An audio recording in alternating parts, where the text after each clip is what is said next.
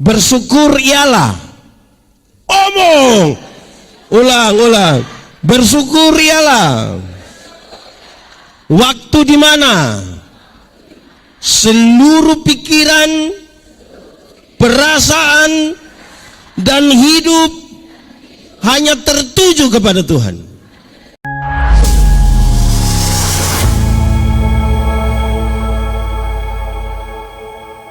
Shalom.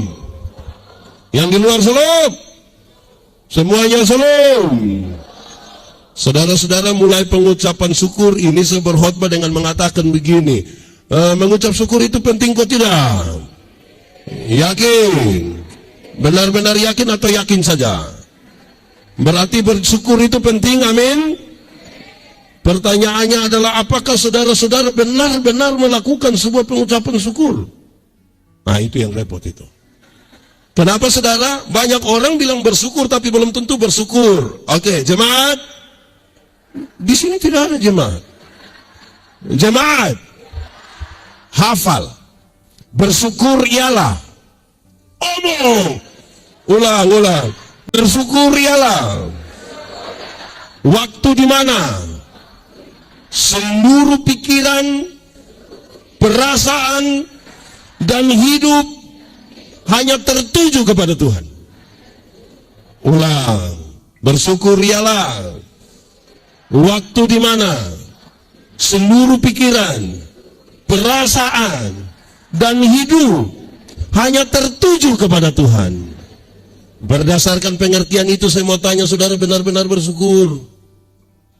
Nah, ini mulai repot ini. Nah, saya mau bilang di awal saudara bahwa bersyukur adalah cara terbaik menikmati hidup. Bersyukur adalah cara terbaik menikmati hidup. Orang yang tidak bersyukur itu tiap hari mengeluh. Di sini ada yang biasa mengeluh. Dia majelis atau jemaat? Majelis jemaat. Jemaat.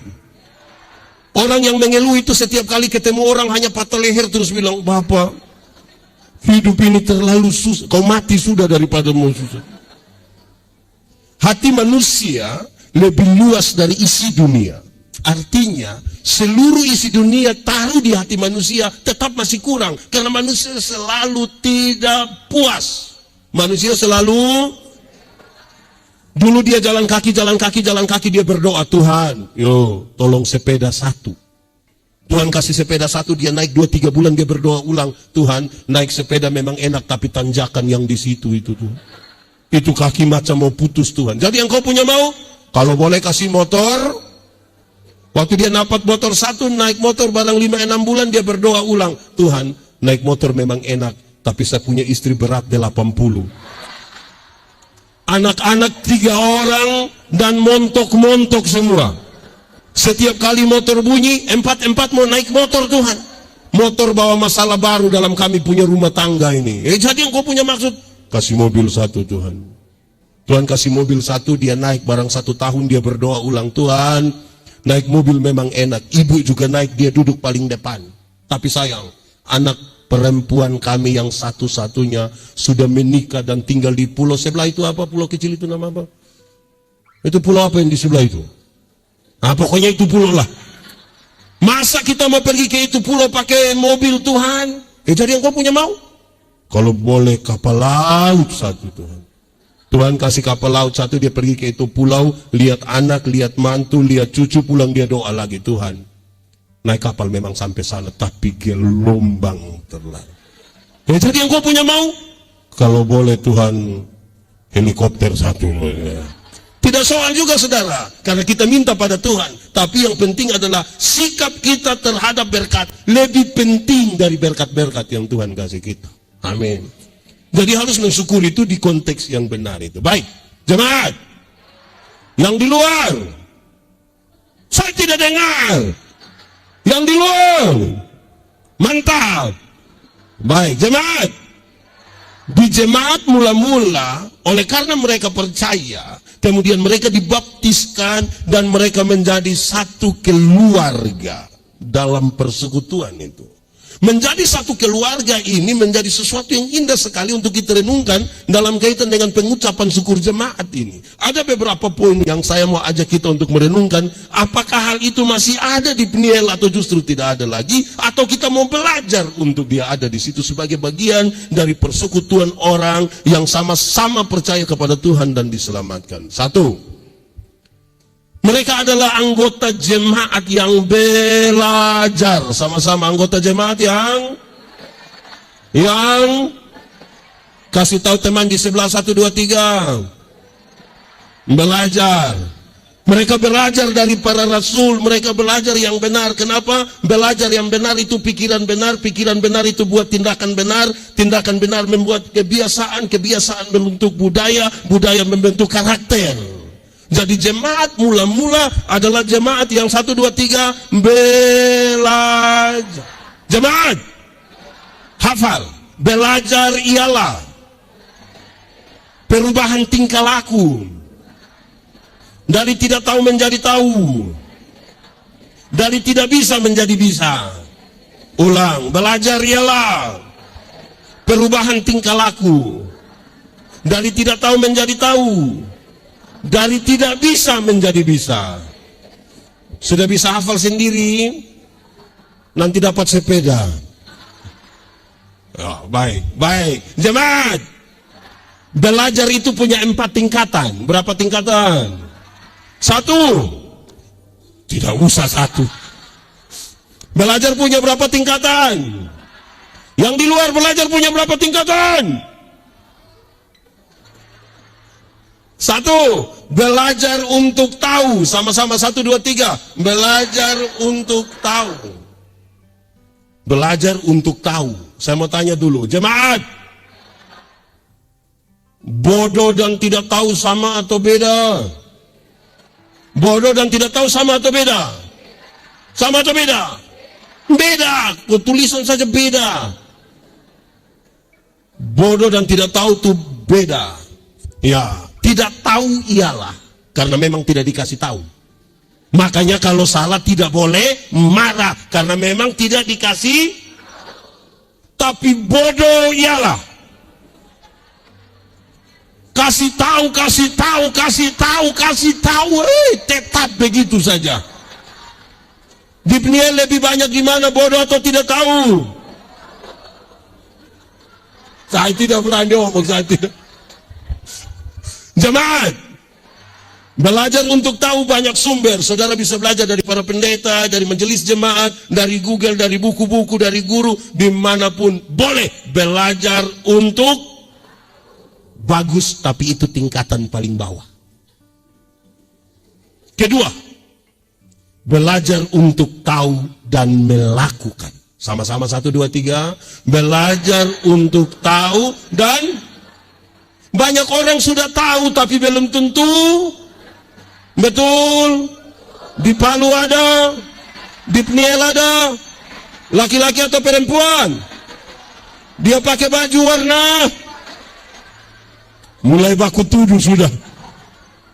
Belajar untuk tahu dan banyak orang tahu banyak hal tapi belum tentu melakukan. Jemaat, kami sharing tentang ilmu homiletika, ilmu berkhotbah. Orang tanya saya, pendeta, khotbah yang baik itu yang bagaimana? Saya bilang, kau punya maksud? Khotbah yang baik itu tulis atau tidak tulis, berapi-api atau berair-air. Saya bilang khotbah yang baik bukan soal tulis atau tidak tulis, bukan soal berapi-api atau berair-air. Khotbah yang baik ialah omong apa buat itu. Jangan omong lain buat. Kamu juga tahu. Ini tepuk tangan apa? Jangan omong lain buat. Ada orang yang lebih parah, pikir lain, omong lain, buat lain. Hasilnya kelainan. Jadi kalau saudara ketemu orang kelainan, karena tidak sinkron semua, yang dipikir lain, yang diucapkan lain, yang dilakukan. Di Palu ada, di Peniel ada. Fam apa? Itu jangan masuk itu. Itu bahaya itu. Itu bisa bahaya itu. Jemaat, Ada orang sarjana pertanian. Mantap toh? Kalau sampai sarjana tuh mantap kok tidak? Mantap. Tapi sayang, tidak bisa tanam tomat. Tidak bisa. Belajar untuk tahu dan ada orang sarjana peternakan. Mantap toh? Sarjana peternakan tapi tidak bisa kasih kawin babi. Bagaimana babi bisa berkembang biak kalau begitu? Sarjana olahraga tapi kita bilang, oi, coba koprol, coba salto. Kedua, tadi pertama belajar untuk, kedua belajar untuk, ketiga belajar untuk tahu, untuk bisa melakukan, tetapi sekaligus bisa hidup dengan orang lain. Sama-sama 1, 2, 3, belajar untuk tahu, untuk melakukan, tapi bisa hidup dengan. Ada orang yang ketika dia sudah tahu, dia hanya bergabung saja dengan orang yang sama-sama tahu. Tidak mau jadi berkat bagi orang lain. Dia kuasai untuk diri sendiri. Di sini ada ikut ibadah. Coba lihat dia. Itu kelas 3 itu. Sudah tahu, sudah bisa lakukan, bagi untuk orang lain juga bisa belajar. Amin. Keempat, belajar untuk tahu, untuk bisa melakukan, untuk bisa hidup dengan orang lain, tetapi tetap menjadi diri sendiri. Itu paling tinggi. Sama-sama 1, 2, 3, belajar untuk tahu, untuk bisa hidup dengan orang lain, tetap. Banyak kali kita ini ketika bergabung dengan orang lain kita jadi kehilangan identitas. Baru ekumene dengan jemaat-jemaat lain, tiba-tiba bulan datang dia mau berubah semua dalam gereja. Di sini ada begitu. Betul-betul ada. Hancurkan.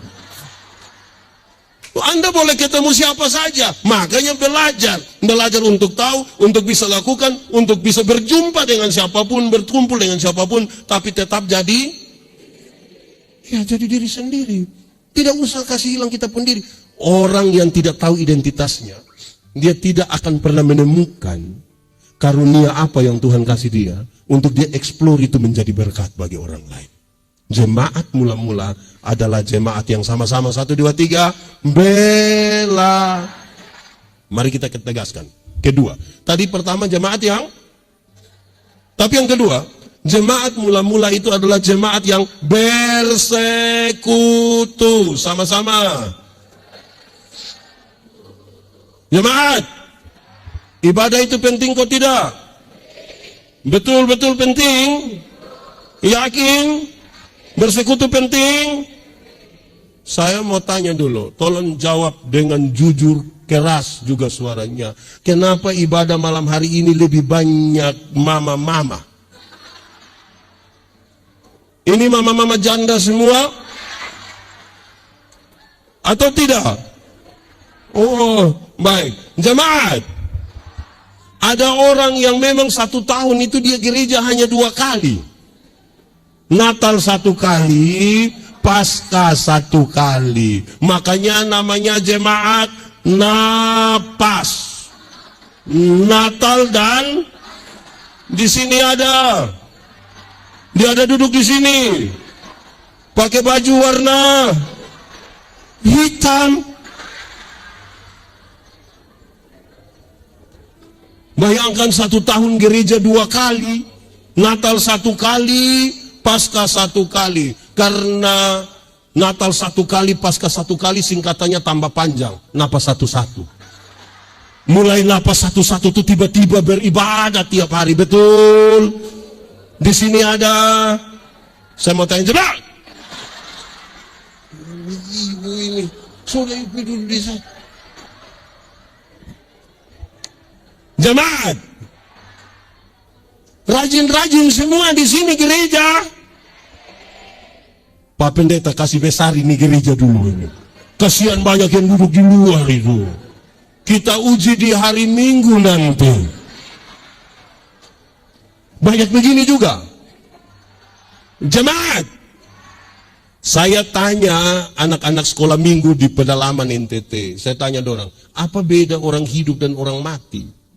Mereka jawab banyak, tapi ada salah satu jawaban kira-kira untuk jawab ini hal. Dia bilang begini, Pak Pendeta, orang hidup itu bisa pergi ke gereja, tapi orang mati tidak gereja.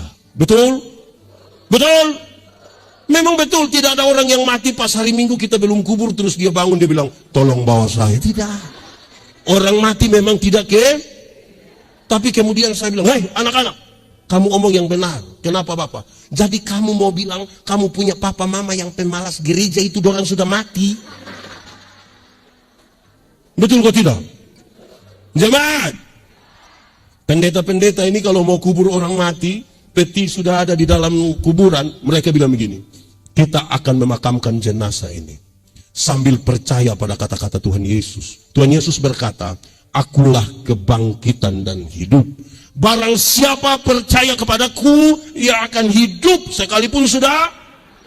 Siapa percaya Tuhan, siapa tinggal di dalam Tuhan akan hidup sekalipun sudah. Tetapi siapa yang di luar Tuhan, yang tidak percaya Tuhan, sekalipun ada hidup-hidup, sesungguhnya dia sudah yang di Pniel ini hidup semua, betul-betul hidup. Kita uji di hari jemaat. Sebagai pendeta, saya juga pendeta jemaat. Kadang-kadang saya heran. Pas orang undang kita untuk pimpin ibadah syukur, ini menarik. Waktu ibadah orang sedikit. Pas makan, saya ulangi. Waktu ibadah orang pas makan di Palu juga datang dari aneh ini, orang-orang aneh ini. Masa kita ibadah dia tidak ada pas makan, dia urutan pertama. Ada yang dia punya rumah di samping tempat ibadah. Terus istrinya bilang, Pak, mari kita ibadah. Kita ke tempat sebelah sudah syukuran. Dia bilang, masih ibadah. Di Palu ada begitu. Jujur, siapa punya suami? Coba jujur. Coba punya suami, jujur. Aneh betul. Jemaat mula-mula ini jemaat yang bersekutu, mau beribadah. Amin. Amin. Ini Pak Pendeta, gereja di sini jam berapa biasa Pak Pendeta? Yang satu saja. Jam 6. Jam 6 dorang siap habis, tapi tidak datang gereja. Nanti anak-anak bilang begini, Papa, Mama, sudah jam 6. Dia bilang, belum ada orang.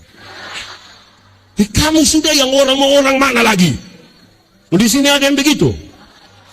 Tunggu orang mana? Itu kita punya soal, saudara. Rajin-rajinlah beribadah. Amin kok. Ada orang yang seumur hidup dia gereja, dia ikut ibadah mungkin 5 atau 6 kali saja. Pertama, waktu anak baptis. Kedua, waktu anak sidi. Ketiga, waktu anak nikah. Dan kemungkinan yang keempat itu waktu pemakaman dia. Waktu pemakaman dia itu dia mau kemana lagi, dia ikut sudah di situ. Jemaat, ini rajin gereja semua. Ada satu waktu, ada 2 rumah jauh dari gereja dekat hutan. Yang satu punya anak perempuan, yang satu punya anak laki-laki. Yang punya anak perempuan dia datang bilang ke yang anak laki-laki bilang begini, Nak, hari-hari Minggu itu engkau tolong jemput engkau pun saudara perempuan dulu, bawa dia ke ini sekolah minggu. Oke, yang laki-laki jemput yang perempuan, antar di sekolah minggu. Sampai sekolah minggu, yang perempuan ikut sekolah minggu, yang laki-laki main kelereng di luar tunggu. Beranjak jadi remaja ikut katekisasi, yang laki-laki jemput yang perempuan, antar ke gereja. Waktu katekisasi, yang perempuan ikut, yang laki-laki tunggu di luar. Rupa-rupanya mereka berdua jodoh. Waktu menikah, setelah menikah, yang ibu terpilih jadi majelis gereja. Mau pelayanan dimanapun, hujan, badai, angin, tofan, suami tetap setia antar. Tapi sampai sana, ibu masuk pimpin ibadah, dia punya suami main kartu di luar, isap-isap rokok, tunggu sedikit. Satu saat mereka mati sama-sama. Waktu jalan menuju pintu surga, Simon Petrus tunggu begini, Simon Petrus. Waktu lihat dia punya istri datang, Simon Petrus bilang, "Shalom ibu, mari silahkan masuk." Lihat dia punya istri masuk, suami juga cepat-cepat mau. Pas suami mau masuk, dia punya Simon Petrus, "Bapak, sebentar Bapak, sebentar." Bagaimana? "Sebentar dulu." Yang masuk itu saya punya istri. Betul, memang yang masuk itu Pak punya istri. Tapi dari dulu kan Pak hanya antar-antar saja. Karena itu hari ini minta maaf Bapak, hanya Pak punya tempat di api di sebelah itu, yang api itu. Ibu-ibu, tadi ada suami yang hanya antar, terus janji bilang kalau sudah habis WA saya jemput, ada? Kalau ada pulang tolong kasih tahu suami, ada salam dari Simon Petrus. Susah sekali. Ini bapak-bapak dong, ini kadang-kadang ini bapak-bapak orang ini kadang-kadang waktu pacaran dulu rajin sekali jemput yang perempuan ikut ibadah. Sudah menikah, ibu datang sendiri. Kita pergi ke rumah tanya, "Bapak, kenapa kasih tinggal ibu pergi sendiri ke gereja? Kenapa Bapak tidak ikut?" Dia bilang, "Pak Pendeta, waktu Pak kasih nikah saya dengan ibu, kami dua telah menjadi satu. Jadi kalau ibu sudah pergi ke gereja, itu sama dengan Bapak juga. Oh, jadi kalau ibu sudah makan, sama dengan Bapak sudah makan. Ini ibu-ibu juga satu, ini ibu-ibu ini satu ini. Setel cantik-cantik datang gereja jalan sendiri. Terus pendeta bilang, "Ibu, sendiri?" "Iya." "Suami?" Terus dia bilang, "Tahu sendiri." Sudah tahu suami begini, kenapa ambil resiko? Anak muda, perempuan muda, menikahlah dengan laki-laki yang rajin ibadah.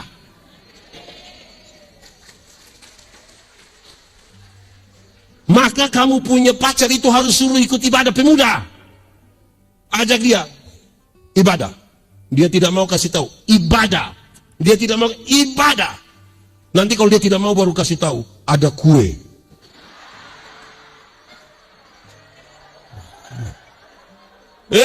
Anak muda, kalau dia tidak beribadah, apa yang dia akan jaminkan bagimu? Jangan andalkan dia punya les di sini, ini jangan andalkan. Satu saat bukan les, botak semua.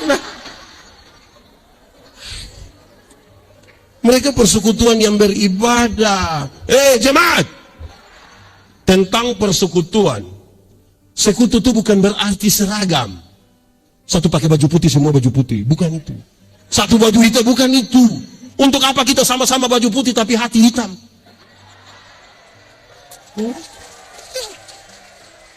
Untuk apa kita sama-sama baju hitam tapi hati putih? Tidak. Yang saya ingin katakan begini, persekutuan itu bukan keseragaman. Bukan keseragaman. Satu bilang do, semua bilang do. Do. Tidak bagus. Harus do, mi, sol. Baru bagus. Itu pramugari orang itu, waktu mereka ucapkan satu kalimat, hanya satu kalimat, cara ucapnya beda-beda. Hanya bilang terima kasih. Satu datang dan terima kasih, terima kasih. Terima kasih, terima kasih, terima kasih. Betul kok tidak? Coba ada pramugari mana bilang, terima kasih, terima kasih, terima kasih. Itu bukan pramugari, mesin gari. Jadi persekutuan bukan seragam.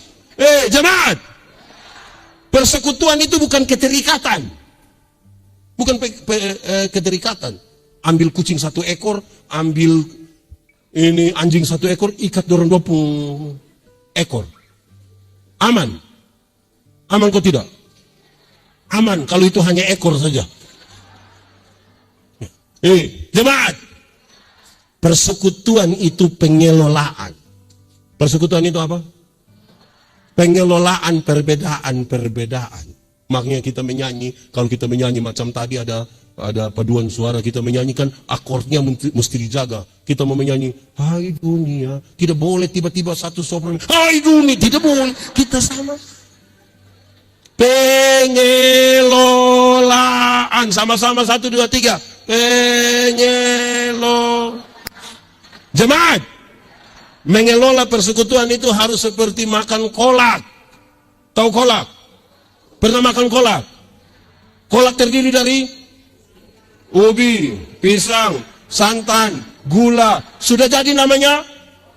Waktu sudah jadi kolak makan pisang masih rasa pisang tidak? Masih, tapi ada cita rasa baru yang ditambahkan sebagai bagian dari sebuah kebersamaan. Tidak ada upaya untuk saling menghilangkan. Berkumpul di satu tempat yang namanya panci kah, kuali kah, apa barang begitu toh. Saya tetap timur, ada yang orang Jawa, ada yang Makassar, ada yang Batak, ada yang Toraja, tapi kita bisa berkumpul bersama-sama. Bukan kita mau makan kolak, nah makan ubinya di sana, pindah makan pisang di sana, pindah minum santan lagi di sana, baru terakhir duduk di atas kompor di sini. Tidak begitu. Tidak bisa begitu. Pengelola. Jemaat, jangan kelola persekutuan itu seperti minum kopi. Tahu kopi? Pernah minum kopi? Kopi terdiri dari gula, air, kopi. Sudah jadi dia punya nama? Lalu yang lain punya nama? Kopi itu terlalu egois. Kita semua tapi nama mesti dia. Kita semua nama mesti dia. Kita terlalu bikin diri inti. Di PNL ada yang biasa bikin diri inti di sini. Ada. Nah itu soal. Jemaat. Tahu tembok? Pernah lihat tembok? Mana? Oh itu. Tembok terdiri dari pasir, batu, air, semen. Sudah jadi begini. Pasir kelihatan. Karena dia tidak kelihatan, kita sepakat kasih hilang, dia garu kasih hilang. Bisa. Dalam sebuah persekutuan, saudara mungkin tidak kelihatan, tapi bukan berarti saudara tidak penting dalam persekutuan. Dalam sebuah persekutuan, saudara mungkin kelihatan karena badan besar, tapi bukan berarti orang lain tidak penting. Amin. Itu persekutuan. Sudah 2. Tadi 1, jemaat yang di luar. Pertama, jemaat yang dapat sepeda. Kedua, jemaat yang ketiga sekarang, jemaat yang berdoa. Sama-sama 1, 2, 3. Berdoa. Jemaat, doa penting atau tidak? Doa gampang atau susah? Yakin? Saya mau tanya, kalau begitu saudara menikmati kehidupan doamu? Kenapa suara makin turun? Ulang, jemaat. Doa penting atau tidak? Doa gampang atau susah? Karena doa gampang, doa penting, saudara menikmati kehidupan doamu. Saya mau kasih tahu saudara, doa bukan kata-kata. Sama-sama, 1, 2, 3. Doa itu relasi, bukan kata. Banyak orang terlalu memperhitungkan kata-kata sampai lupa membangun relasi. Akhirnya kan dihitung kata-kata, maka dia punya doa sama semua. Doa konsistori juga sama doa firman, sama dengan doa persembahan, sama dengan doa syafaat. Di sini ada yang begitu. Betul. Jemaat, kalau saya dengan Pak Ketua, kami dua punya relasi, kami saling kenal. Saya jalan kaki, Pak Ketua naik motor, ketemu saya di jalan. Tanpa saya minta, dia berhenti tanpa saya minta. Pendeta, yuk, mau kemana? Naik, karena kami dua saling kenal. Amin. Tapi kalau kami dua tidak saling kenal, kami tidak ada relasi. Saya jalan kaki, beliau naik motor, ketemu saya di jalan. Berhenti juga beliau, tapi dia tanya, ojek Pak? Banyak orang memperhitungkan kata-kata, bukan relasi. Jemaat, saudara bisa berkata-kata dengan orang yang tidak saudara kenal. Contoh, Pernah kok tidak satu saat saudara ambil telepon, mau telepon, pas begini masuk ada yang bilang begini, nomor yang Anda tuju tidak dapat dihubungi. Pernah? Suara perempuan atau laki-laki? Suara? Dia dari Palu. Itu perempuan asal Medan. Saudara lihat kalau masuk di tempat-tempat yang besar, mall-mall yang besar itu kan, kita dengan mobil sampai tiba-tiba itu nona satu bilang, tempelkan kartu Anda. Terus kita tempel begini, uang sudah keluar, baru dia bilang, terima kasih. Saudara kenal itu nona? Doa itu relasi, bukan kata-kata. Jemaat, menurut saudara saya kenal saya punya istri atau tidak? Kami dua ada relasi atau tidak? Karena kami dua kenal, kami dua punya relasi. Saya meminta sesuatu pada istri, cara mintanya ringan saja. Mah, bikin teh sayang, gelas kecil saja. Jangan terlalu banyak gula. Papa takut sakit gula, sudah tua ini. Kan cara mintanya begitu. Tidak mungkin saya mau minta teh, saya punya istri, saya bilang, Mama, buatlah segelas teh. Jangan terlalu banyak gula ya. Papa takut sakit gula. Itu pas habis ibu tanya saya, Papa sehat?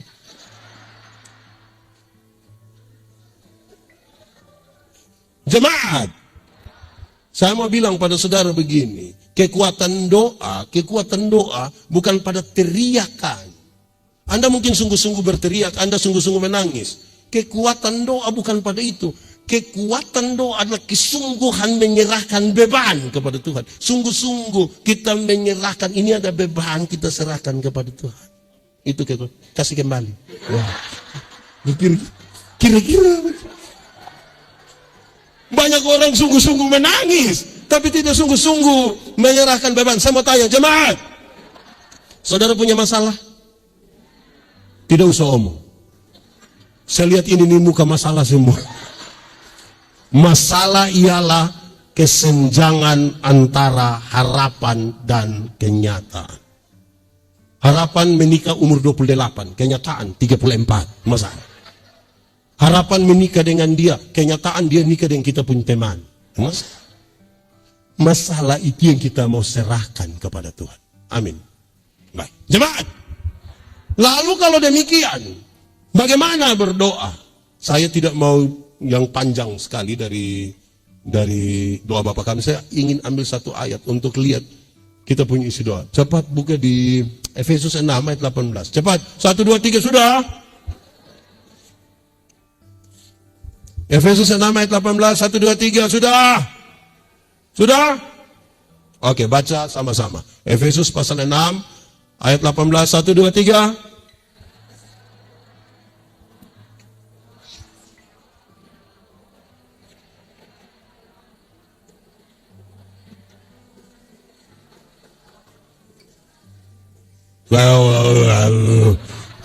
Oke, kira-kira begini. Baik, ada 5 hal. 1, kenapa lihat saya? 1,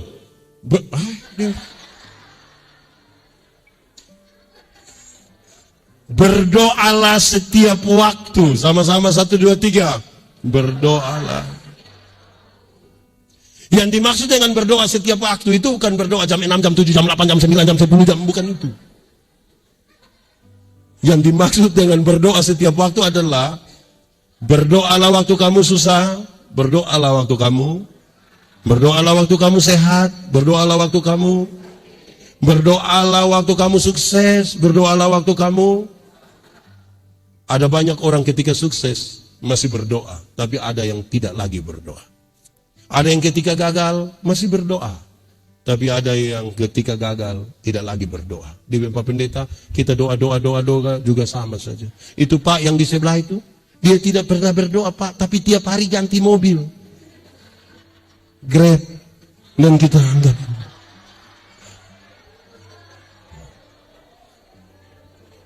Oke, jemaat. Manusia sering ditempatkan pada 3 kondisi. Berapa kondisi? 1, ada kondisi di mana kita mau dan Tuhan bilang boleh. Kita mau, Tuhan juga pernah alami. Saudara mau sesuatu terus Tuhan setuju dengan kemauan saudara, pernah alami? Senang atau susah? Kepingin bikin status toh?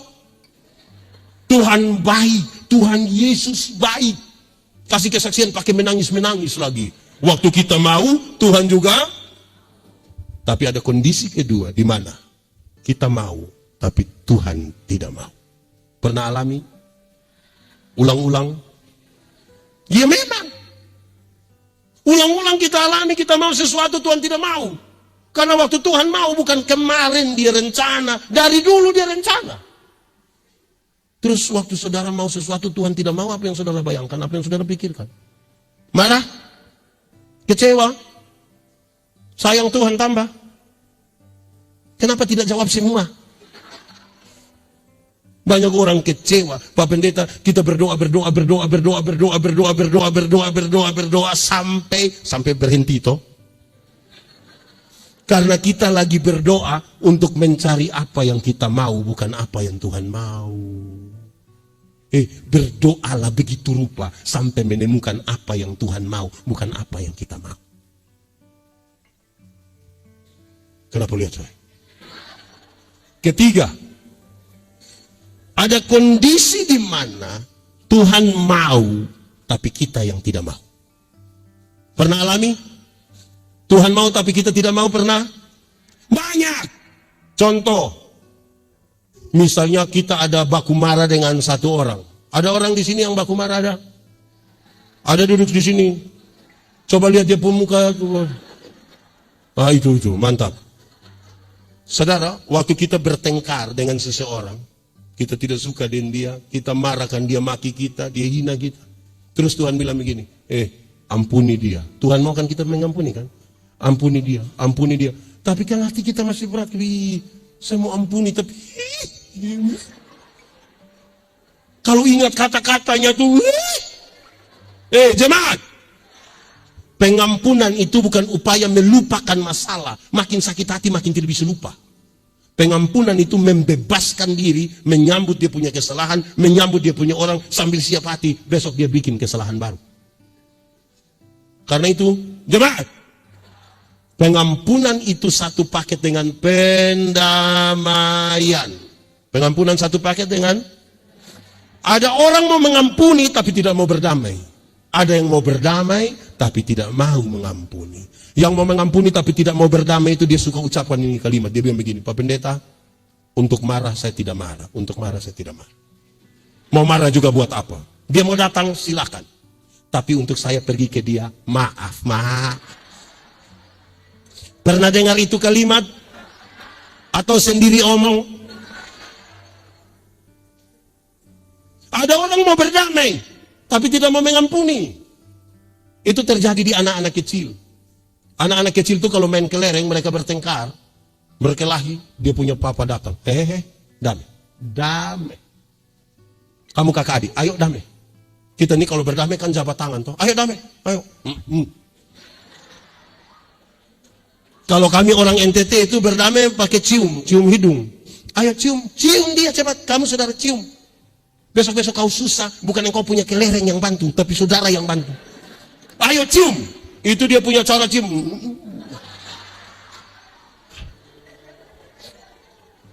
Karena itu Tuhan ajar, berdoalah setiap bangun pagi-pagi berdoa, bukan foto. Di sini ada yang bangun pagi-pagi foto atau fotokopi. Berdoa sama-sama 1, 2, 3. Kedua, berdoa dalam roh. 1, 2, 3. Yang dimaksud berdoa dalam roh itu bukan berdoa dalam bahasa roh. Apalagi kalau saudara tidak mengerti. Yang dimaksud berdoa dalam roh itu, berdoa dalam bahasa roh itu soal lain. Saya tidak bawa khotbah itu. Saya mau bicara berdoa dalam roh. Yang dimaksud dengan berdoa dalam roh adalah berdoa dalam kesatuan dengan Roh Kudus. Berdoa dengan kesatuan dalam Roh Kudus. Kenapa itu syarat? Tuhan yang kepadanya kita berdoa, dia kudus. Yang kudus tidak dapat bersatu dengan tidak kudus.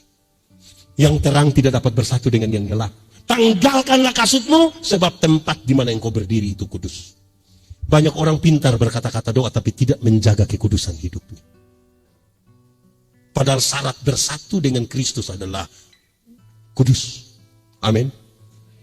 Saya mau tanya kita saudara, kalau kudus itu kita sebut terang, kita di terang bisa lihat orang di gelap? Bisa? Orang di gelap bisa lihat kita di terang? Lalu kenapa kadang-kadang kita di terang kembali ke gelap?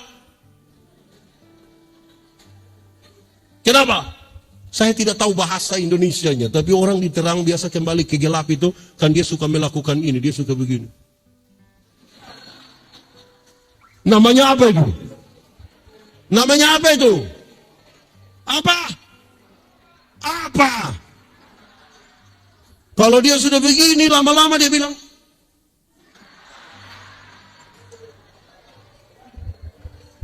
jemaat. Saudara-saudara, kadang-kadang kekudusan itu jadi soal. Kita datang gereja 31 Desember. Gereja 31 Desember di sini biasa jam berapa ya? 9 malam.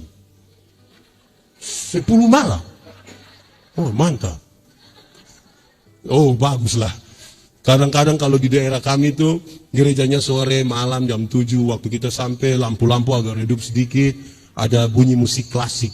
Teng teng teng teng teng teng teng teng teng teng teng teng teng.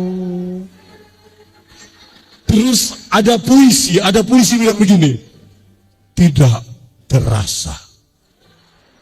Saya dalam hati, engkau tidak rasa.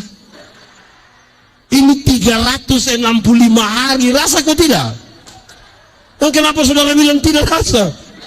Terus dia tulis, bla bla bla bla bla bla, terus dia bilang begini, sesaat lagi tahun lama akan berlalu. Mari kita tulis catatan dosa kita, biar dia berlalu bersama-sama dengan tahun lama. Tahun baru, hidup baru, semangat baru. Oh, orang mulai tulis dosa. Ada yang tulis 5, ada yang 10, pakai menangis. Menangis di itu. Terus habis itu bukan langsung buang, dia lipat bagus-bagus, ikat lagi pakai pita. Keluar dia menyanyi, mampirlah dengar doaku. Terus dia berdoa, dia bakar. Ini 31 Desember. Masuk minggu kedua bulan Februari dia gila ulang. Lebih parah dari tahun lalu. Ada yang begitu di Palu, di Pniel ada, fam apa? Dia pun soal di mana? Kekudusan. Lebih kuat 1, 2, 3. Kasih tahu kawan di sebelah 1, 2, 3. Anak muda, terang atau gelap? Gelap atau terang? Yakin terang? Amin. Yes. Kalau begitu siapa suruh kamu pacaran di gelap-gelap? Di sini ada anak muda pacaran di gelap-gelap? Ada. Jemaat, kekudusan itu banyak orang suka pakai Roma 8 ayat 28. Allah turut bekerja untuk mendatangkan kebaikan. Tapi saudara ingat, sebelum ayat 28 ada ayat 26 dan 27 yang pesannya kira-kira begini. Roh berdoa, Roh Kudus tadi, kita bersatu dengan roh itu. Roh berdoa untuk hal-hal yang tidak terkatakan dari mulutmu. Kalau ada persoalan dalam hidupmu, engkau tidak tahu jalan keluar terbaik apa yang bisa engkau lakukan, itu hanya roh yang tahu. Bahkan 5 menit ke depan dari hidupmu, engkau tidak tahu, itu hanya roh yang tahu. Dalam kesatuan dengan Roh Kudus itu, paham terhadap 2 hal itu, Anda boleh katakan, betul, ternyata Allah turut bekerja untuk mendatangkan kebaikan. Amin. Oke, 1 berdoa, tidak tahu. 1 berdoa, 2 berdoa dalam roh. Ketiga, berdoa dan berjaga-jaga. 1, 2, 3. Terus tunjuk kita itu.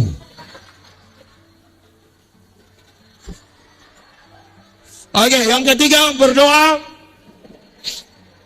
Jemaat, Berjaga-jaga tuh bagian kita.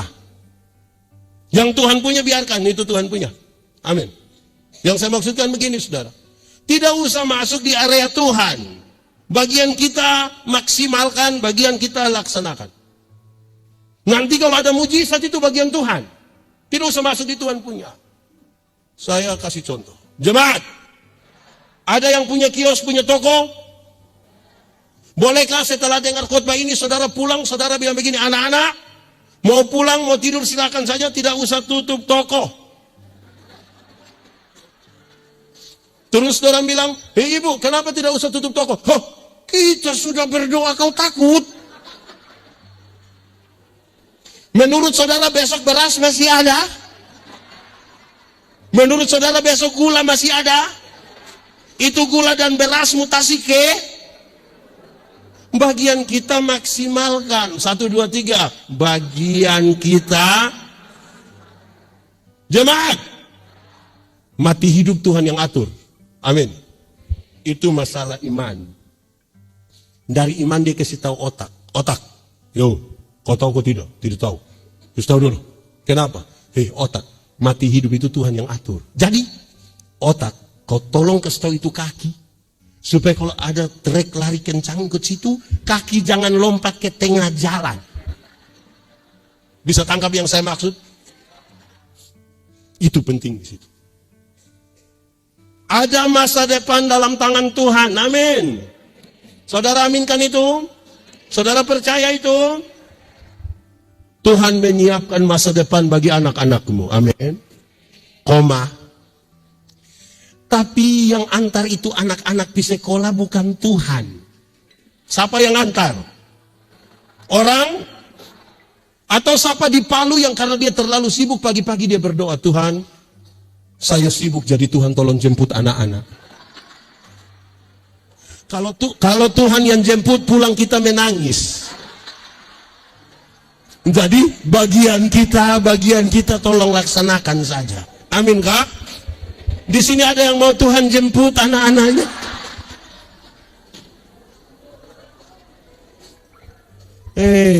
Jemaat, berproses sedikit. Ada satu waktu iblis bilang begini, Yesus, kalau engkau anak Allah, rubah batu ini menjadi roti supaya engkau makan. Tuhan Yesus rubah? Dia bisa rubah atau tidak? Lalu kenapa dia tidak rubah? Pertama, dia tidak mau ikut itu perintah iblis. Tapi yang kedua, dia mau kita berproses sedikit lah. Masa mau makan roti saja pakai mujizat? Kalau mau makan roti pakai mujizat tiap hari di toko bakery itu mujizat terus. Mujizat roti tawar lah, mujizat. Jemaat, berproses sama-sama 1, 2, 3.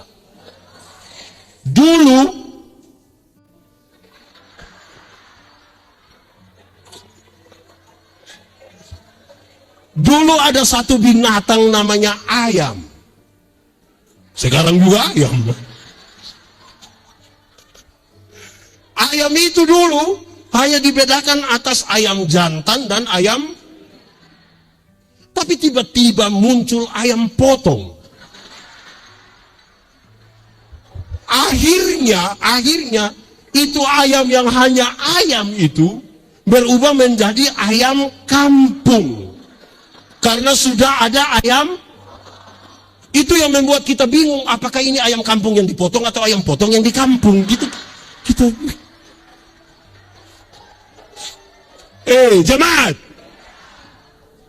ada yang piara ayam kampung di rumah? Lebih dari 2 ada? 5 ada? Kasih 1 dulu. Maksudnya begini, jemaat, coba saudara lihat ayam kampung itu. Pelihara 1 tahun, masih kecil juga. Tapi dia punya daging enak kok tidak? Kalau dia betina bertelur kok tidak? Kalau dia dijual mahal kok tidak? Karena ini ayam mengerti proses. Beda dengan ayam potong kan? Ayam potong kita baru pelihara 1 bulan, dia punya mata sudah besar begini. Itu kalau lihat pakai kaca pembesar. Kalau lihat langsung juga mata begini juga. Tapi ini ayam, ibu-ibu pulang dari pasar ikat salah di motor, dia punya kaki patah. Anak-anak gas-gas motor di samping kandang, besok itu ayam mati. Karena tidak tahu proses itu. Amin. berdoa dan keempat, berdoa tanpa putus-putus. Berdoa, yang dimaksud dengan tanpa putus-putus itu begini, terinstalasi, terkoneksi.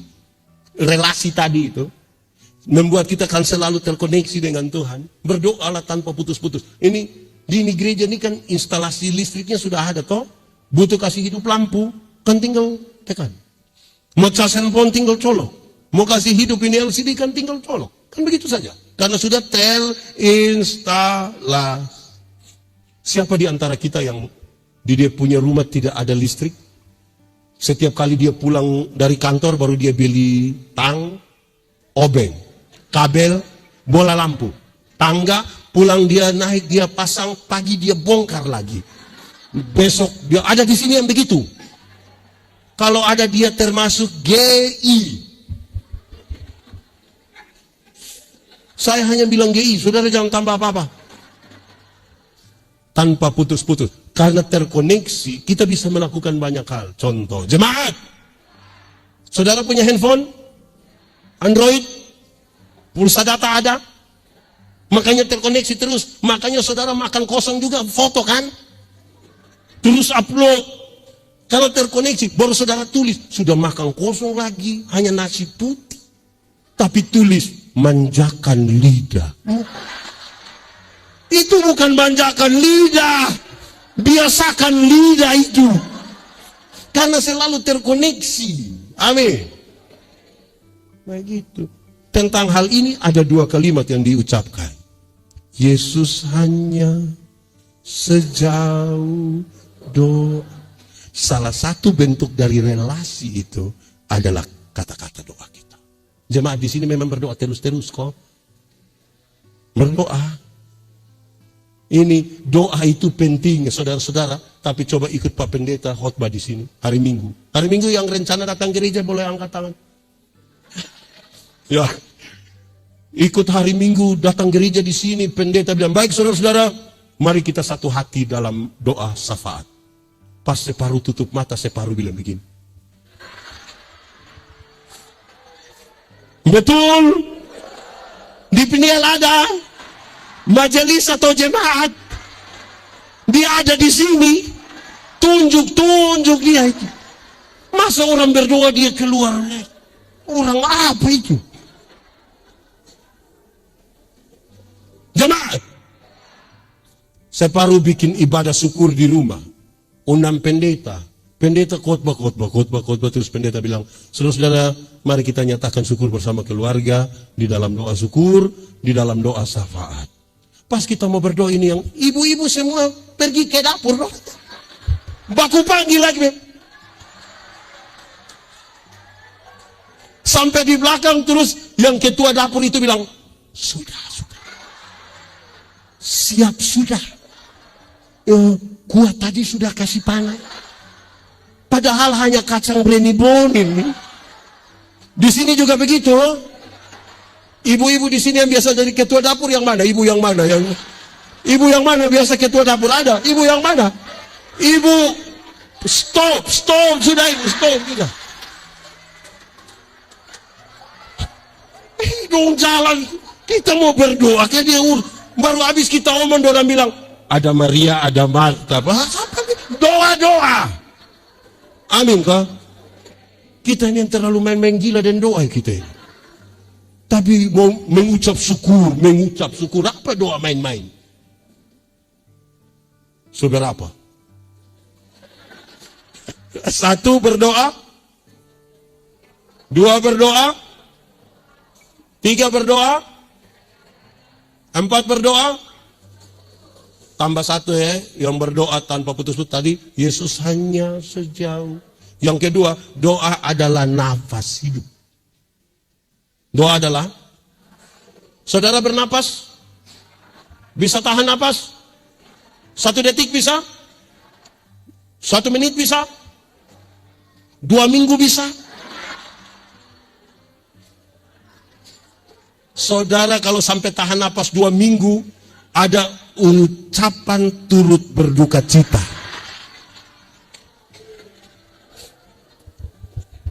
Jangankan sampai putus napas, saudara sesak napas saja. Ada yang di sini asma, gak sesak napas.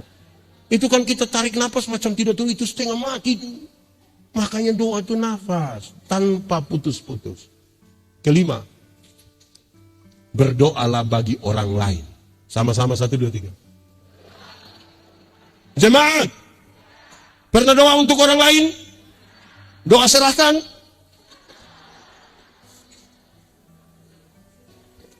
Jemaat, kita biasa berdoa itu, kita punya doa ini menarik. 1 menit pertama itu, saudara, kita biasa berdoa itu 1 menit pertama itu yang ungkapan syukur. Tuhan terima kasih, Engkau luar biasa, Engkau dahsyat, Engkau maha. Semua yang maha itu kita taruh di 1 menit pertama. Masuk menit kedua itu daftar permintaan. Itu semacam proposal itu gitu. Dia punya minta itu 1, 2, 5, 10, 20, 30, 40, 50, 60, 70, 80. Terus sudah 80 permintaan, dia bilang, ampunilah segala dosa kami, dalam nama Yesus kami berdoa. Ada yang sebelum kata ampun itu dia tambah 1 kalimat kecil. Tuhan, sebenarnya masih banyak hal yang ingin kami pinta. Sudah 80 ini masih. Tapi tidak apa-apa juga lah. Jemaat. Kadang-kadang yang kita minta 80 itu hanya untuk diri saja. Tidak untuk orang lain. Coba periksa 10 doa terakhir dari kita. Coba periksa 10 doa terakhir dari kita. Pasti yang biasa berdoa. Yang tidak biasa dia mau periksa apa. Periksalah 10 doa terakhir kita. Kita terlalu egois kadang-kadang. Jemaat. Contoh. Paulus bilang begini. Tidak ada pemerintahan yang tidak berasal dari Allah. Semua pemerintahan itu berasal dari Allah. Karena itu pemerintah disebut hamba Allah. Bukan wakil, hamba Allah. Terus Paulus nasihat Timotius. Timotius, berdoalah bagi para pemimpinmu. Kenapa itu penting? Waktu dia terpilih dari bupati, wali kota, gubernur, dia ada di satu posisi puncak. Dikelilingi oleh banyak kepentingan. Istri punya kepentingan, keluarga punya kepentingan, tim sukses, ring 1, ring 2. Kepentingan-kepentingan itu membuat tempat di mana dia duduk itu sangat licin dan bisa membuat dia tergelincir. Padahal dia akan mengambil keputusan bagi banyak orang termasuk saya dan saudara. Berdoalah supaya dia jangan tergelincir di sini. Itu yang salah satu maksud kenapa mesti berdoa untuk orang lain. Jangan doa untuk dia dapat celaka. Ada orang yang tidak bisa balas orang, kita tanya, kenapa kau marah? Tidak. Lalu saya serahkan saja di Tuhan. Terus waktu itu orang injak salah tangga, dia jatuh. Itu saya sudah bilang. Kira Tuhan begitu-begitu?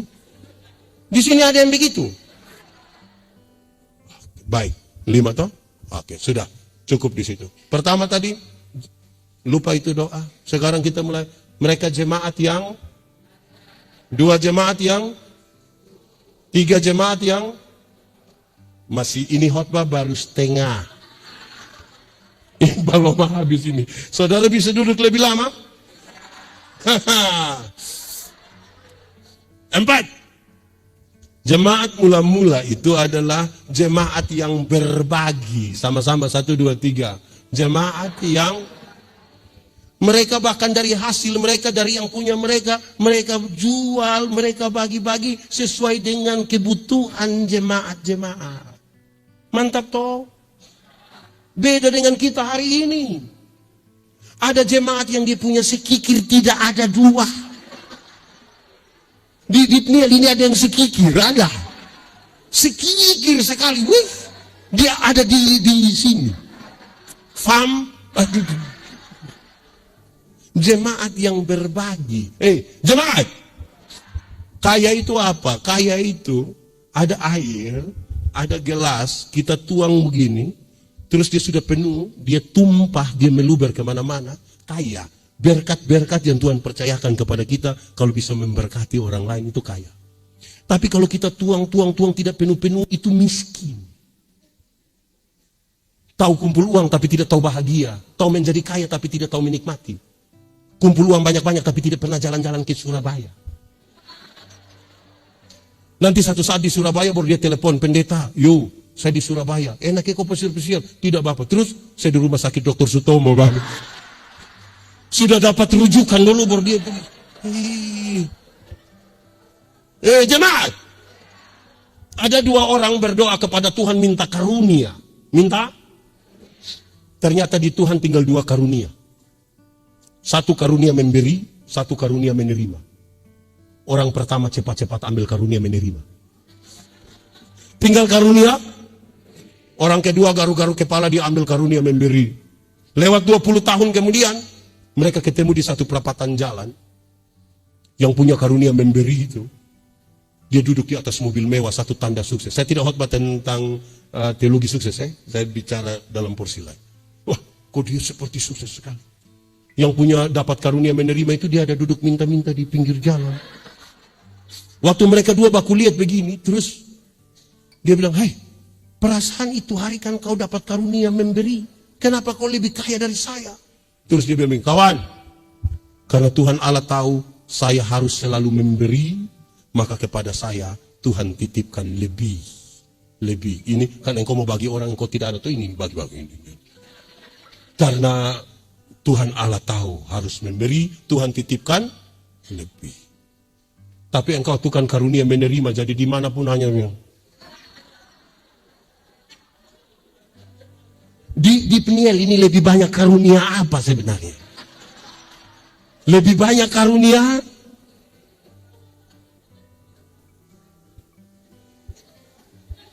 sekikir sekali. Bahkan untuk Tuhan saja dia sekikir. Ada orang yang waktu kasih persembahan itu, ada satu orang tuh, dia lipat dia tangan. Saya bilang, "Bapak, kenapa sampai tangan dikepal macam begitu?" Dia bilang, "Pendeta, kalau tangan kanan memberi, tangan kiri tidak boleh tahu." Saya bilang, "Iya, tapi saya tahu." Kenapa? 1000. 1000 jadi begini. Kalau 100.000 saya yakin tidak begini.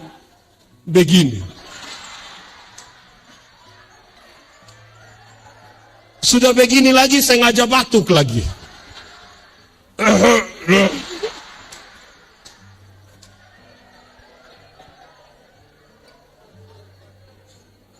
Jemaat, kadang-kadang bukan soal uang. Ada banyak orang tidak mau terlibat, memberi diri dalam pelayanan. Waktu dipilih jadi majelis jemaat, jawab, "Apakah jawabmu?" "Ya, saya percaya." Sampai sini-sini, baru foto lagi muat di medsos lagi. Tapi habis itu dia tidak datang. Di sini memberi diri. Kita ini sama kayak apakah? Tidak mau beri diri untuk pelayanan. Ada orang yang tahu menyanyi. Ada karunia menyanyi. Dia tidak menyanyi. Kadang-kadang pendeta tanya, "Ada paduan suara, vokal grup?" No. Tapi tiba-tiba ada pengumuman, Ketua Majelis Sinode GPID dan Gubernur Sulawesi Tengah akan beribadah bersama-sama di Peniel. Solo dia, duet dia, vokal grup dia, paduan suara dia. Itu karunia makam puji itu. Itu tidak boleh begitu itu. Beri diri itu tulus. Amin kok. Di sini ada laki-laki atau perempuan. Dia duduk di muka tuh dia.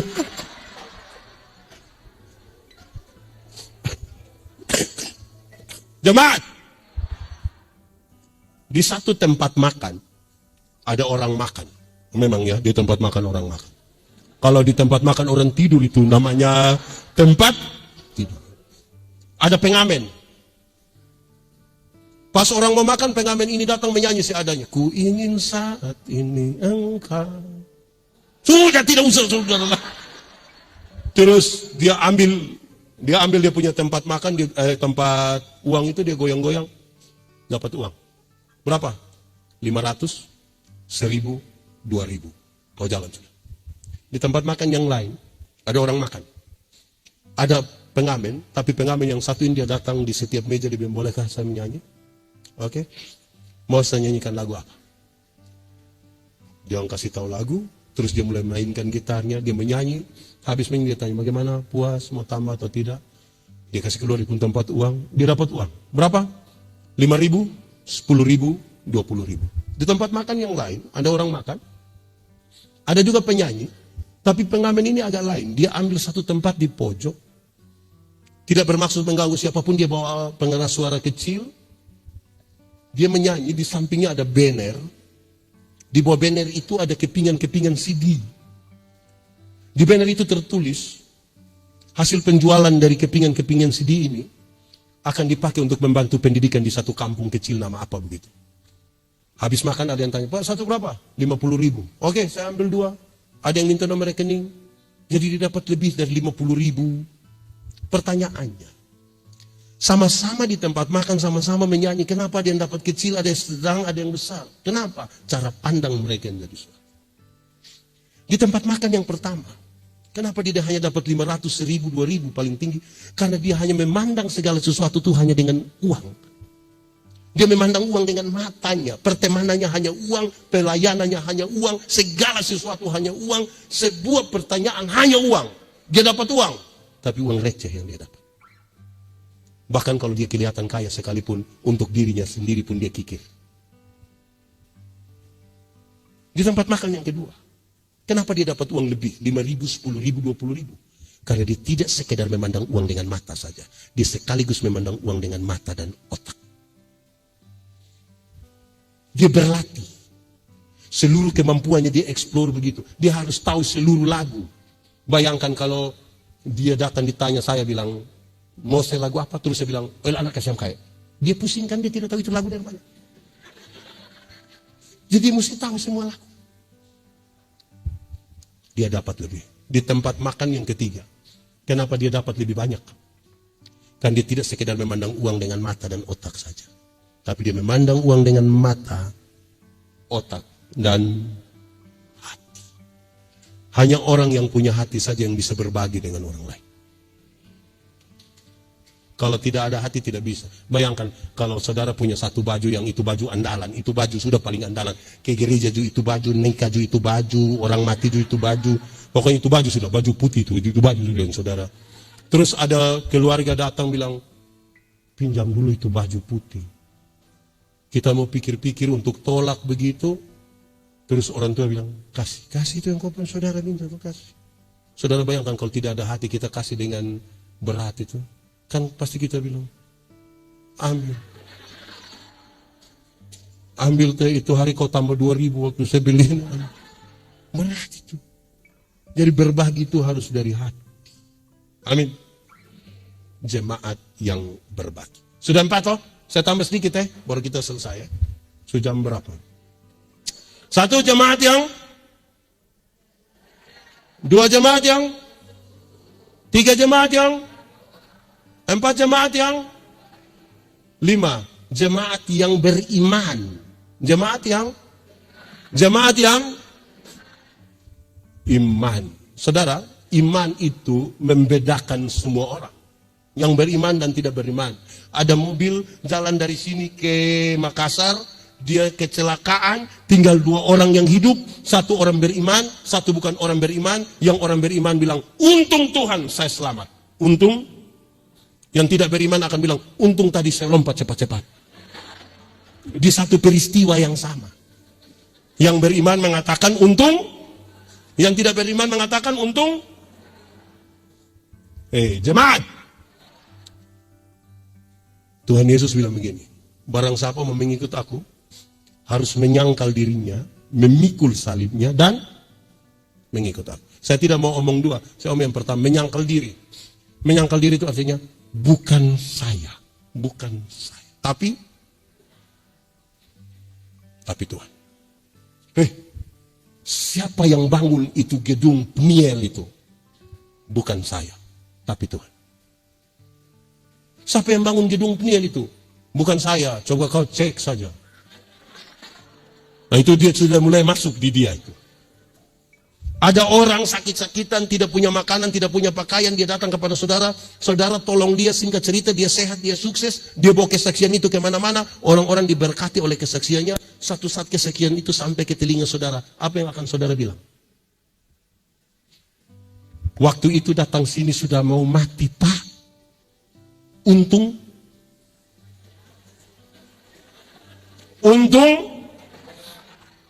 mulai tergoda kan? Baik, hafal. Jemaat, iman ialah omong dasar dari segala sesuatu yang kita harapkan, dan bukti dari segala sesuatu yang tidak kita lihat. Ada beberapa kata kunci. Satu, dasar. Satu apa? Dasar itu fondasi. Apa? Teori tentang fondasi itu ringan. Fondasi kuat, bangunan kuat. Fondasi miring, bangunan miring. Amin. Landasan dari apa? Dari yang kita harapkan. Harapkan itu apa? Cita-cita, idealisme masa depan. Mau berjalan kemana? Visi. Saudara mau jadi gubernur Sulawesi Tengah? Tidak apa-apa. Saudara mau menjadi manusia terkaya di Indonesia? Tidak apa-apa. Saudara mau jadi wanita tercantik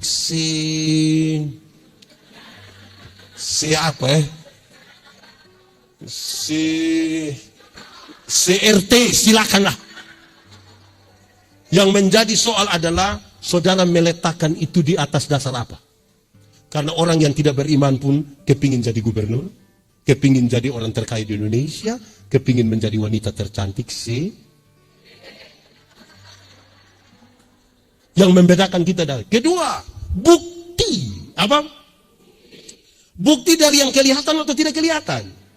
Tidak. Mari kita lihat bagaimana bukti dari yang tidak kelihatan. Arsitek, tahu arsitek? Di sini ada arsitek. Dia nama siapa?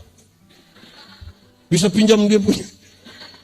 Arsitek waktu dia mau bangun, dia mau menggambar sebuah bangunan, dia taruh dulu di sini. Ruangan berapa, tangga di mana, jendela di mana, pintu di mana, berapa lantai, dia taruh di sini. Kelihatan atau tidak kelihatan? Dari yang tidak kelihatan, dia tuangkan di satu kertas. Mulai kelihatan? Dari kertas itu orang mulai membangun satu gedung mewah. Waktu gedung itu jadi, orang kan kagum lihat itu gedung kan. Orang datang foto-foto di itu muka gedung kan. Separuh foto begini, separuh begini. Pertanyaan, yang foto-foto di muka gedung itu, mereka tahu titik-titik terkuat dari itu gedung? Mereka tahu? Siapa yang paling tahu? Hanya dua, yang menggambar dan orang yang mengerjakan. Itu iman. Kita punya diri ini gambaran Allah. Tuhan yang paling tahu kita punya kekuatan di mana, makanya iman dibutuhkan. Jangan pura-pura beriman. Yang iman pura-pura. Iman pura-pura itu orang lain bisa melihat kita punya kepalsuan. Tertipu dengan kepalsuan. Tuhan tidak akan dia melihat hati kita. Amin. Ada banyak teori tentang menyembah Tuhan dalam roh dan kebenaran. Karena bukan tema ini yang saya bawa, saya omong satu saja. Menyembah Tuhan dalam roh dan kebenaran itu salah satunya bilang begini. Dia bukan reaksi emosional, tapi dia sebuah respon iman. Bukan reaksi emosional, tapi respon iman. Maksudnya begini. Ada orang punya suami meninggal. Orang punya suami meninggal, sedih kok tidak? Ibu-ibu kalau suami meninggal, sedih kok tidak? Saya lihat saudara kita tidak terlalu sedih. Terus karena sedih itu saudara, orang yang punya respon iman, dia bertanya, apa yang saya imani tentang kematian? Waktu dia bertanya tentang apa yang dia imani tentang kematian, dia menemukan kematian bukan akhir dari segala sesuatu. Kematian adalah tempat di mana kita diubah dari tubuh yang dapat binasa ke dalam tubuh yang tidak dapat binasa, supaya kita bisa hidup dalam kekekalan bersama Kristus di surga. Berdasarkan keyakinan iman itu dia berespon, dia menyanyi, sabar dalam susah sukamu, sabar, Tuhan ada sertamu, sabar, sabar, beriku kuat pada. Supaya kalau dia ada masalah lagi, dia bertanya, apa yang saya imani. Itu yang respon iman. Yang reaksi emosional, orang punya suami ada meninggal, orang ada sedih, dia bilang, pendeta, sebelum firman saya satu lagu. Terus dia sampai dia mulai, di dalam doamu kau sebut separuh di interlude lah suruh anak kecil satu baca puisi dengan judul Ditinggal Ayah. Menurut saudara orang menangis atau tidak? Semua yang hadir menangis toh. Lalu saudara bilang itu gerakan roh.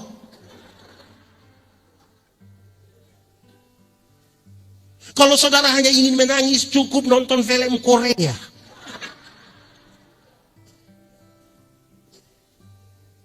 Berespon iman. Amin. Kita nih kadang-kadang menyanyi ikut selera lidah, bukan ikut respon iman. Ku yakin kau hadir di sini. Pertama dia yakin, dia turun sedikit mulai rasa saja. Lama-lama dia hilang, dia punya. Beriman itu respon betul-betul. Amin kah? Itu jemaat yang beriman. Amin. Saya tidak tahu di Peniel ini kan kita berefleksi di mengucap syukur soal ini jemaat. Kita ini masih beriman kok tidak? Kita ini masih beriman kok tidak? Sudah 5 toh? 1, 2, yang lain sudah pulang. 3, 4, 5, 6.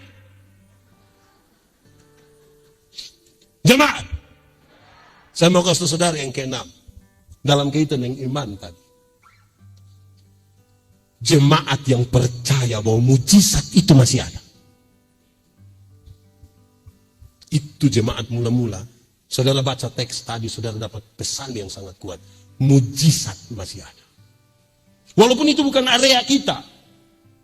Itu area Tuhan. Tapi kita percaya bahwa Tuhan pemilik kepala gereja ini bisa melakukan sesuatu melebihi dari apa yang kita bayangkan sekalipun. Asal kita beriman atasnya. Amin. Jemaat, saya ingat satu waktu saudara. Saya punya banyak kesaksian, saya sebut 2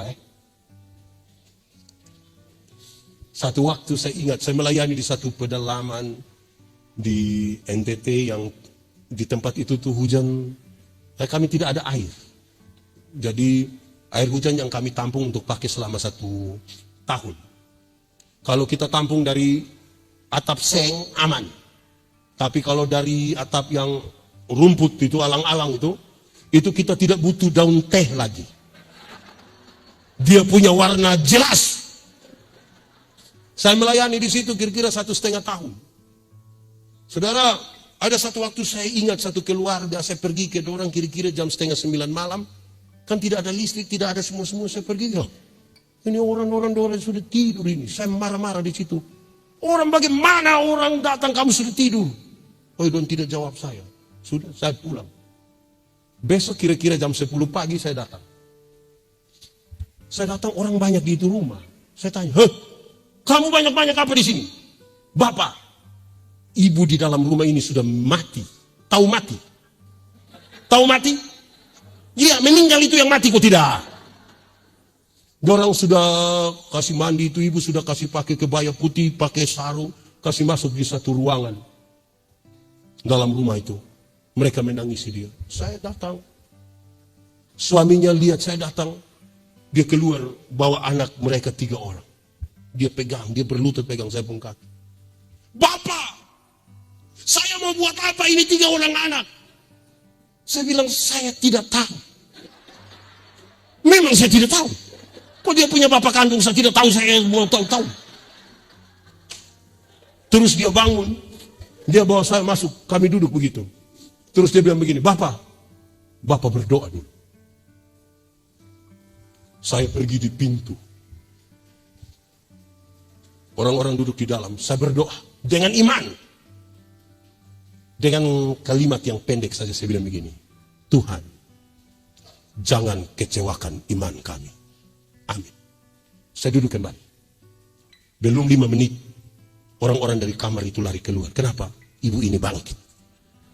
Dia benar-benar bangkit. Dia jalan menuju saya.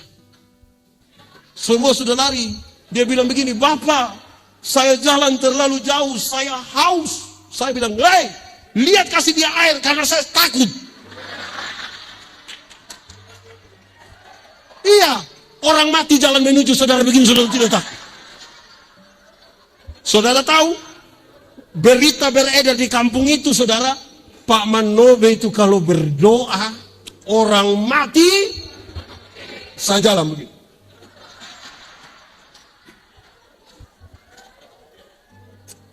Tiga hari kemudian, datang satu anak muda ke rumah.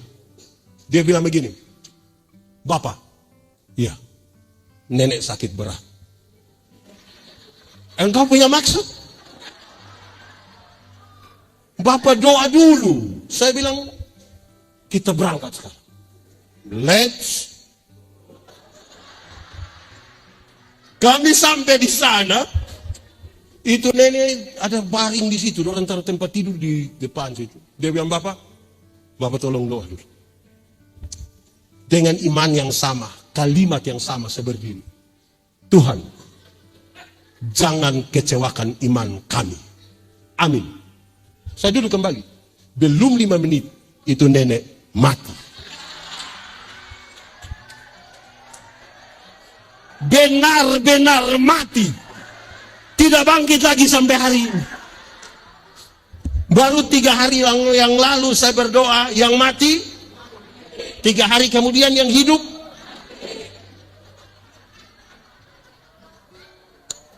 Di situ saya mengerti. Tugas kita hanya berdoa, bukan turut menentukan. Tapi dengan iman Tuhan bisa melakukan apapun yang Tuhan mau. Amin. Supaya saudara tidak usah pindah-pindah gereja, bilang di sana yang dia puang. Di sini ada yang begitu. Kita bukan siapa-siapa. Kalau Tuhan mau pakai siapapun bisa. Amin. Kedua. Jemaat. Saya di tempat itu, waktu itu saya sudah pacaran. Saudara tidak yakin saya pacaran.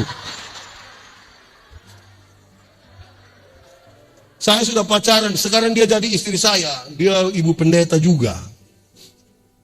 Kami dua pacaran 10 tahun. Orang tanya saya, pendeta, kok bisa pacaran 10 tahun? Dia bisa. Kenapa begitu? Iya, karena kalau dia berhenti dengan saya, siapa lanjut dengan saya? Jemaat. Satu waktu saya melayani di tempat itu, di mata jemaat. Di mata jemaat di sini nama apa? Poska atau apa? Bukan. Dia jemaat yang ada beberapa bagian. Agak jauh dari kota. Saya melayani di situ. Saya berdoa. Saya kasih tahu penanggung jawab di situ. Saya mau pulang lihat saya punya pacar dulu. Dia tinggal di Kupang, saya di Alor ini. Jauh. Kita naik ferry itu 18 jam. Rindu toh? Saudara ini tidak pernah rindu, saudara ini. Sudah mati kasih itu rasa. Terus, saudara, saya pimpin ibadah jam 8 pagi. Habis jam 10 pagi. Saya harus jalan kaki 29 km untuk sampai kota kabupaten, ibu kota kabupaten. Dan kapal feri untuk bawa ke Kupang itu berangkat jam 12. Bermodalkan pisang 1 sisir dan air 1 ini, Pak Manobe jalan. Demi cinta. Tapi saya berdoa, saya begini berdoa, Tuhan, saya rindu dia, saya harus pergi. Saudara, saya sampai di satu tempat di kota itu namanya Jembatan Hitam. Saya singgah di gereja di situ. Saya mandi. Saya sampai jam berapa, saudara? Jam 1. Ferry tadi jam berapa? Waktu saya mandi habis, saya bilang, Mam Pendeta, minta tolong Ima antar saya dulu ke pelabuhan. Hai, Om Yandi, mau ke mana? Mau ke Kupang. Kau naik apa? Naik kapal feri. Iya, itu kau pun bapak punya. Nanti dia tunggu. Mama, suruh saja Ima antar saya. Immanuel itu koster di itu gereja. Kami sampai di pelabuhan feri. Sampai di pelabuhan feri. Pelabuhannya ada.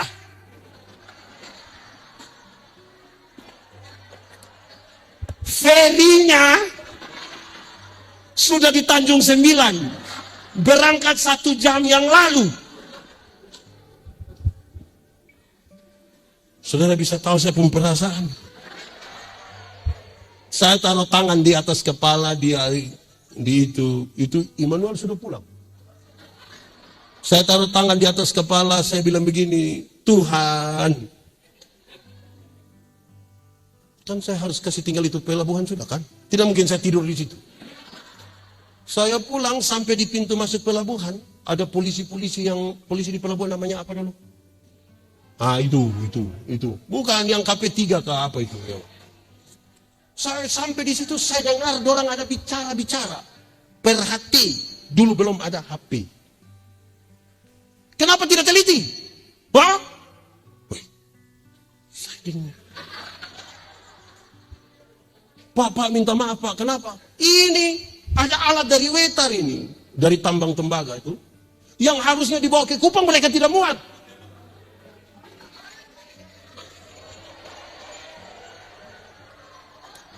Terus jadi Om, ya dia harus kembali. Saudara tahu feri itu? Tahu apa?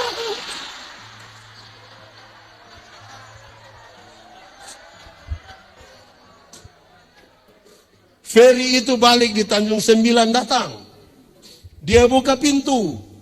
Alat itu naik. Pak Manove juga naik. Dengar, koma, saya mau kasih tahu saudara, terjadi 1 kali.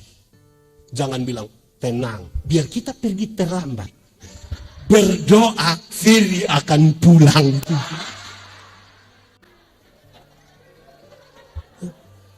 Yang ingin saya bilang di sini, saudara, adalah, masihkah percaya saudara bahwa mujizat itu masih ada? Dengar saudara, jemaat teristimewa, jemaat-jemaat di kota-kota. Palu ini termasuk kota atau kampung? Saudara kan tidak rela kalau disebut. Oh iya. Orang-orang di kota, jemaat-jemaat kota makin rasional. Hampir-hampir hal yang berkaitan dengan iman dan mujizat orang sudah tidak meyakininya lagi. Nah itu refleksi kita di pengucapan syukur ini. 1.